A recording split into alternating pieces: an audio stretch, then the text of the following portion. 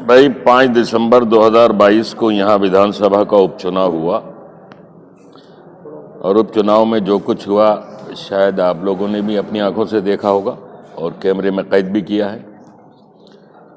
जिस तरह से सोशल मीडिया में वीडियो वायरल हो रही हैं, लोगों के साथ जो सलूक हुआ, उनके हाथ पैर तोड़े गए, कितने लोग अस्पतालों में हैं, कितने लोग ज़िंदगी भर के लिए अपाहज हो चुके हैं। मुस्लिम औरतों के साथ जो बदसलूकी की गई और पूरे शहर में जिस तरह मुसलमानों के वोटों पर डाका डाला गया, पर्चियाँ फाड़कर बूथों के अंदर जाने से रोका गया, मतदाताओं के पोलिंग स्टेशन तक पहुंचने के तमाम रास्तों पर बैरिकेडिंग लगा दी गई, पुलिस पिकेट खड़ी कर दी गई। ऐसा खौफनाक मंजर, ऐसी बर्बरता, ऐसी इंसानियत दुश्मन हरकतें और प्रशासन की अपने ही शहर के शहरियों और मुसलमानों के साथ इतनी नफरत शायद तारीख ने कभी नहीं देखी होगी। सोशल मीडिया में तमाम चीज़ें वायरल हो रही हैं, लोगों ने उसकी वीडियो बनाई हैं। बहुत सी वीडियो अभी लोगों ने लोड भी नहीं की हैं, अभी उसको सामने लाई भी नहीं हैं, बराबर आ रही हैं।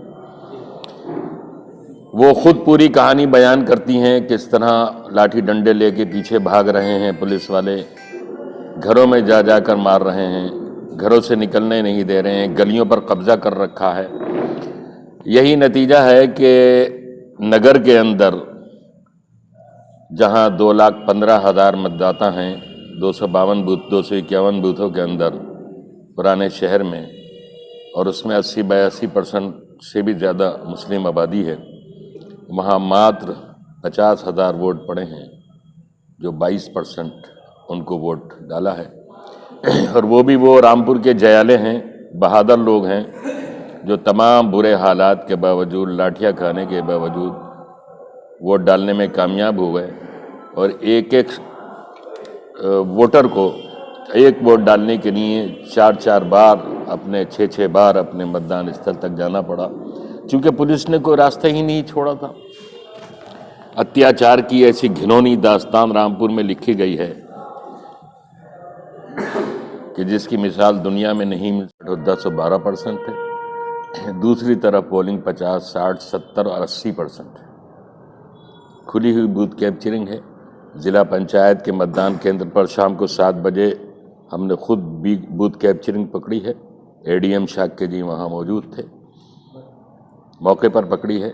और वोटर लाइन में खड़े हुए एक शख्स से हमने पूछा, कहाँ के रहते हो, तो बताया ज्वाला नगर के, ज्वाला नगर में रहते हैं। और वो मतदान ज्वाला नगर का नहीं था, वो मतदान आवास विकास कॉलोनी वीआईपी कॉलोनी का था। ज्वाला नगर उप कृषि निदेशक के कार्यालय का मतदान केंद्र, मुर्तज़ा उच्चतर माध्यमिक विद्यालय और ज्वाला नगर के बहुत से बूथों पर वो पोलिंग हुई है जो रामपुर के चुनाव के इतिहास में कभी नहीं हुई। ज़िला परिषद के मतदान केंद्रों पर, मुर्तज़ा स्कूल में,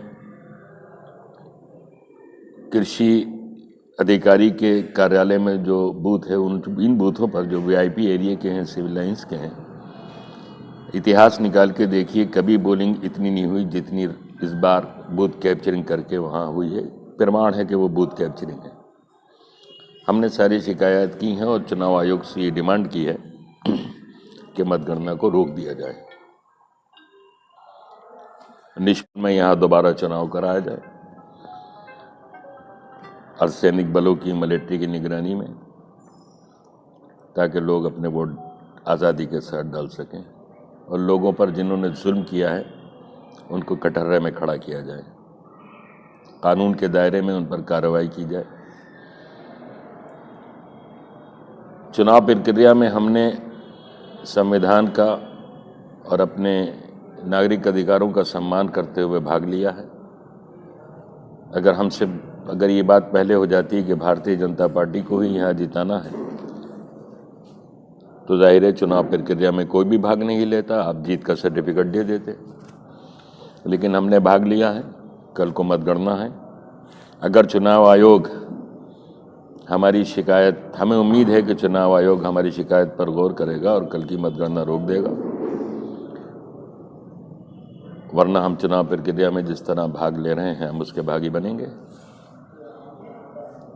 लेकिन रामपुर का इतिहास ये बताता है कि ये सीट कभी भारतीय जनता पार्टी जीत ही नहीं सकती अगर बेईमानी के साथ, अत्याचार के साथ, लोगों को वोट के हक से महरूम करने के साथ,